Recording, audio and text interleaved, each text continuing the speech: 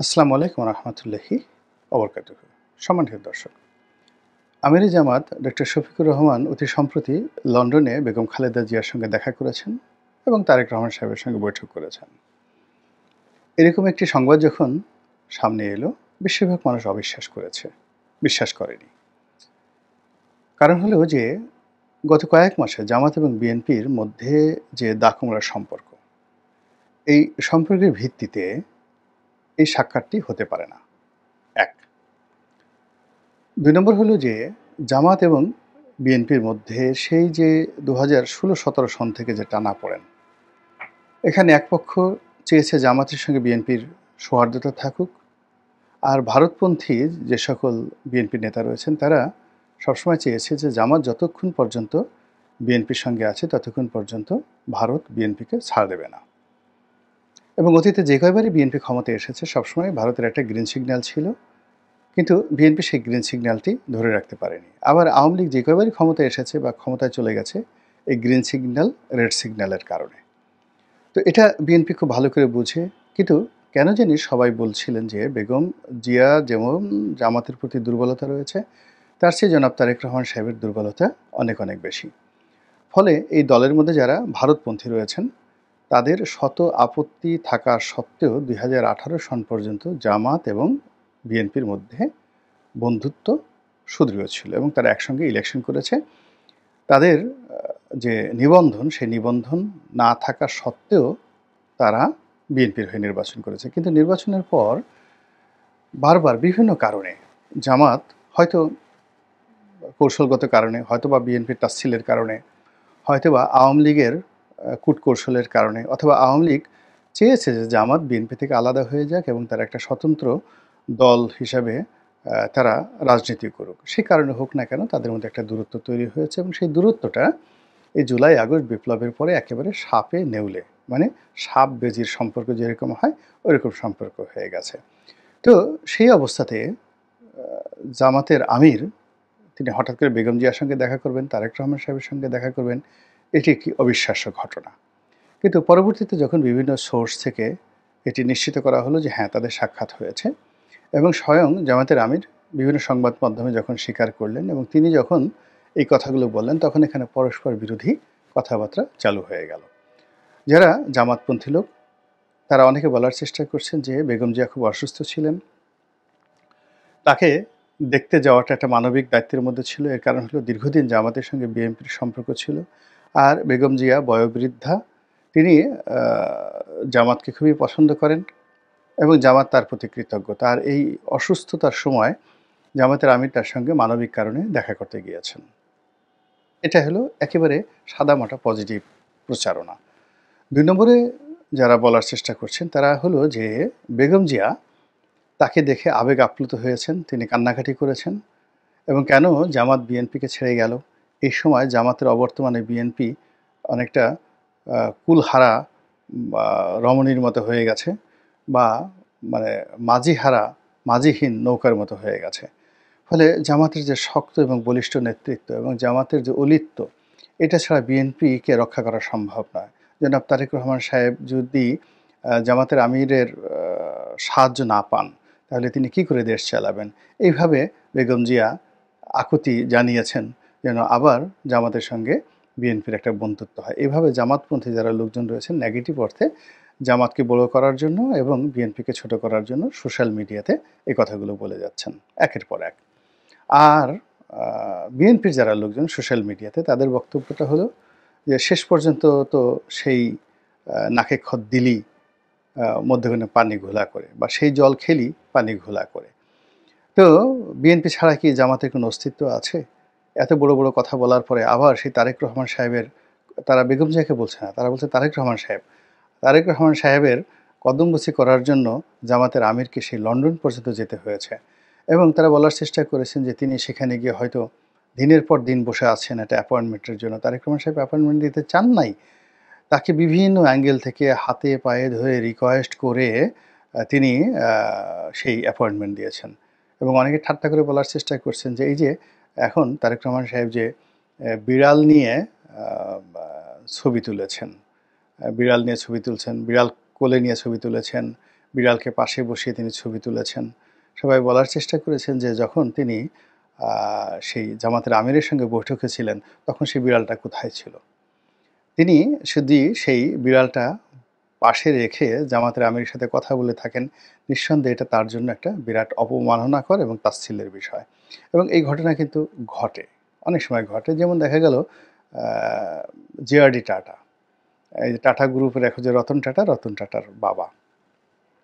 তো JRD tata ৬০-এর দশকে সমস্ত ভারতবর্ষের সর্বজন শ্রদ্ধেয় একজন ব্যবসায়ী ছিলেন, ব্যবসায়ী নেতা ছিলেন এবং সারা ভারতবর্ষ তাকে খুব সম্মান করত। এবং জামশেদজি টাটার চাইতেও জেআরডি টাটার সম্মান অনেক বেশি ছিল, যিনি টাটা গ্রুপ প্রতিষ্ঠা করেছেন। তো ইন্দিরা গান্ধী একবার তাকে দাওয়াত করে নিলেন।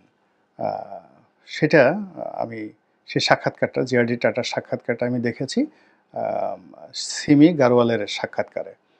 তো টাটা যেটা বললেন যে আমাকে দাওয়াত করে নেওয়া হলো এবং আমার কাছে কিছু বিষয় ব্যবসা বাণিজ্য সম্পর্কে যে বিষয়গুলো জিজ্ঞাসা করা হলো। তো সেই বিষয়গুলো আমি বললাম, একেবারে সত্য কথা। এবং সম্ভবত তার পছন্দ হলো না, আমার কথাগুলো পছন্দ হলো না, ফলে তিনি আর আমার প্রতি অ্যাটেনটিভ রইলেন না। আমি কথা বলতেছিলাম, তো এই সময় তিনি অন্যদিকে তাকিয়ে তার টেবিলে যে বিভিন্ন খাম ছিল, সেই খামগুলোকে তিনি খুলছিলেন, দেখার চেষ্টা করছিলেন। মাঝে, মাঝে উদাস দৃষ্টিতে জানালার দিকে তাকাচ্ছিলেন, এলোমেলো আচরণ। তো টাটা বললেন যে, "আমি বুঝে গেলাম যে what is the body language. আমার আর কথা বলা উচিত না। আর দ্বিতীয়ত ভবিষ্যতে এখানে আমার আর আসা উচিত নয়।" তো এই যে জেআরডি টাটার এই আত্মমর্যাদাবোধ ছিল, কিন্তু আমাদের দেশের রাজনীতিবিদদের এই আত্মমর্যাদাবোধ নেই। আমরা ক্ষমতার জন্য সব কিছু করতে পারি। পা ধরতে পারি, তারপর শেষে কাউকে সুসু করে দিতে পারি। সুসু তো বুঝেন আপনারা কী জিনিসটা হয়, বা কোনটাকে সুসু বলে। তো আমরা কাউকে সুসু করে দিতে পারি। আমরা কারো জুতো মাথায় নিয়ে ঘুরতে পারি। তারপরে শেষে কারো পায়ের উপরে একেবারে কপাল ঠেকিয়ে দিতে পারি। এখন তো এই ধরনের পীর পূজা খুব হচ্ছে বাংলাদেশে। তারপরে জুতোর তলা যদি লেহন করতে হয়, মানে চাটতে হয়, সেটাও আমরা করতে পারি ক্ষমতার জন্য। কিন্তু মাথা উঁচু করে সিংহ বিক্রমে জেআরডি টাটার মতো ওইভাবে দাঁড়িয়ে থাকার হিম্মত আমাদের দেশের পলিটিক্সে নেই। আর এ কারণে কি হচ্ছে, জামাতের আমির ডক্টর শফিকের মতো একজন সম্মানিত মানুষকে নিয়ে যারা জামাত বিরোধী লোকজন, তারা এইভাবে ট্রল করে নানা রকম, তারেক রহমান সাহেব তার বিড়ালকে নিয়ে, লন্ডনের বিভিন্ন বিষয়াদি নিয়ে বলার চেষ্টা করছেন। মোদ্দা কথা হলো যে চারিদিক থেকে জামাতের উপর বিপদ ধাবিত হয়েছে। সরকারের সাথে তার সম্পর্ক ভালো নেই, ক্যান্টনমেন্টের সাথে তার সম্পর্ক ভালো নেই, পশ্চিমাদের খড়গ আসছে এবং পশ্চিমারা জঙ্গিবাদ দমনের জন্য এই ইউনূস সরকারের উপরে যে চাপ প্রয়োগ করবে জঙ্গিবাদ দমনের জন্য, এবং সেই চাপটি সবার আগে জামাতের উপর আসবে। জামাত এই কারণে ভয় পেয়ে তারেক রহমান সাহেবের সাথে দেখা করতে গিয়েছে এবং বিএনপির আশ্রয় নিতে চাচ্ছে। ১ ২ নম্বর হলো যে সব কিছু যেভাবে চলছিল খুব দ্রুততার সঙ্গে জামাতের পক্ষে, সেগুলো এখন আর চলছে না। জামাতের নিবন্ধন এখন পর্যন্ত দেওয়া হয়নি। জামাতের একজন ঊর্ধ্বতন কর্মকর্তা এটিএম আজহার সাহেব, তিনি এখন পর্যন্ত মুক্তি লাভ করেননি।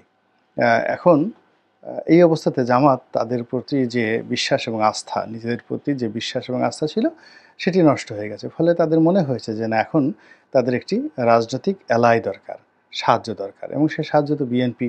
এখন এই জন্য বিএনপির সাথে নতজানু হয়ে হোক, লন্ডন গিয়ে হোক, তারা সেই সম্পর্কটি স্থাপন করলেও করতে পারে। এটা স্বাভাবিক ব্যাপার।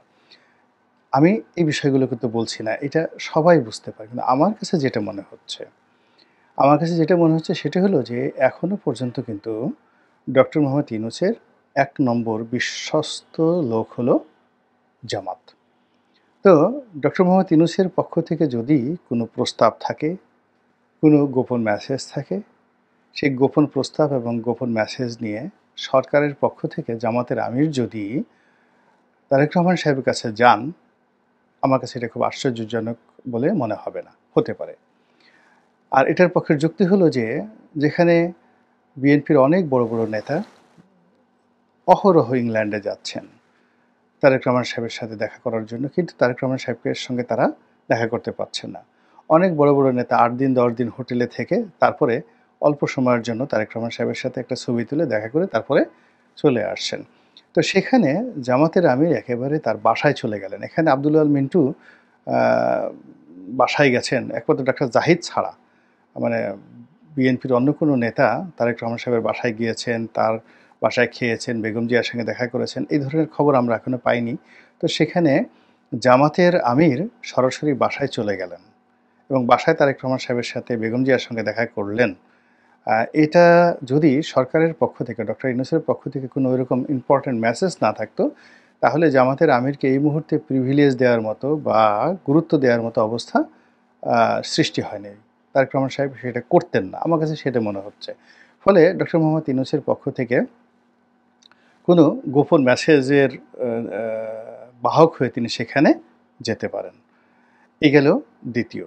তৃতীয় যে বিষয়টি সেটি হলো যে সরকারের সঙ্গে সাইড লাইনে একটা সমঝোতা করার জন্য 1 to 1 ডক্টর ইউনূস ভার্সেস যাকে বলা হয় তারেক রহমান। এখানে জামাত একটা ব্রিজ হিসেবে কাজ করতে পারে এবং এটা সবচেয়ে বেশি আমার কাছে বিশ্বাসযোগ্য মনে হয় বা সম্ভাব্য মনে হয়। এর কারণ হলো যে এখানে সালাউদ্দিন সাহেব, মির্জা ফখরুল, মির্জা আব্বাস যে সকল নেতারা ডক্টর মোহাম্মদ ইউনূস সাহেবের সঙ্গে দেখা করছেন এবং কথাবার্তা বলছেন, বৈঠকের ভিতরে এবং বাইরে এই কথার সামঞ্জস্য থাকছে না এবং প্রায় প্রতিবারই একটা না একটা অলক্ষণীয় ঘটনা ঘটছে এবং ক্রমশ সরকারের সাথে সম্পর্ক নষ্ট হচ্ছে। সেক্ষেত্রে ডক্টর মোহাম্মদ ইউনূসের সঙ্গে তারেক রহমান সাহেবের বা তারেক রহমান সাহেবের সঙ্গে ডক্টর মোহাম্মদ ইউনূসের একটা সরাসরি কথা বৈঠক বা যেখানে দুজনেরই বিশ্বস্ত যদি কেউ থাকেন তাহলে সেটা ভালো হয়। এবং এখানে ডক্টর শফিক জামাত দল হিসেবে যাই থাকুক না কেন, ডক্টর শফিক অনেকেরই নিকটই একজন বন্ধুবৎসল ব্যক্তি, সুহৃদ ব্যক্তি। ২ নম্বর হলো সিলেটে তার একটা কানেক্টিভিটি রয়েছে এবং এই মুহূর্তে আ যুক্তরাজ্য বিএনপির যিনি সভাপতি তিনি একজন সিলেটের ভদ্রলোক। তার সঙ্গে আ আমির সাহেবের ভালো সম্পর্ক থাকতে পারে, আমিরে জামাতের ভালো সম্পর্ক থাকতে পারে এবং সেই সুবাদে এই বৈঠকটি একেবারে ঘরোয়া পর্যায়ে হয়ে যেতে পারে। ঘটনা যাই হোক না কেন, এটা রাজনীতি এবং রাজনীতির একটা কূটকৌশল এবং সেই কূটকৌশলে এখন আমরা এরকম একটা ত্রিভুজের মধ্যে এসে পৌঁছে গেছি। ৩ দিক থেকে যে চাপ আসছে, সে চাপে যা কিছুই হোক না কেন, খুব দ্রুত যে ভালো কিছু একটা হবে, সন্তোষজনক কিছু একটা হবে বা উইন উইন সিচুয়েশন, জামাতের লাভ হবে, বিএনপির লাভ হবে, তারপরে শেষে যাকে বলা হয় ডক্টর মোহাম্মদ ইউনূসের লাভ হবে, এর 1% সম্ভাবনা নেই। সম্ভাবনাটা কেন নষ্ট হচ্ছে? এর কারণ হলো সেই যে 1/11 থেকে আজ অবধি দেশের সব কিছু কিন্তু উল্টো স্রোতে চলছে। ২০০৯ থেকে আওয়ামী লীগকে দায়ী করেন, তার আগে ৩ বছর আপনি 1/11 এর সরকারকে দায়ী করেন। তার আগে সেই ২০০১ থেকে ২০০৬ ওই সময় হাওয়া ভবন সংশ্লিষ্ট যে সমস্ত লোকজন ছিল তাদেরকে দায়ী করেন। ক্রমশ যে ক্ষতগুলো তৈরি হয়েছে, সেই ক্ষতগুলো মানবিকতায়, চিন্তা চেতনায়, চরিত্রে, আচার আচরণে, ব্যক্তিত্বে, সততায়, ন্যায়নিষ্ঠতায়, অমানবিকতায়, অশিষ্টাচারে আমরা যে বড় বড় গর্তগুলো তৈরি করেছি, এই গর্তগুলো ভরাট না হওয়া পর্যন্ত এই জমিনে শান্তির বাতাস বইবে না। আল্লাহ আমাদের সবাইকে হেদায়েত দান করুন এবং হেফাজত করুন। আসসালামু আলাইকুম ওয়া রাহমাতুল্লাহি ওয়া বারাকাতুহু।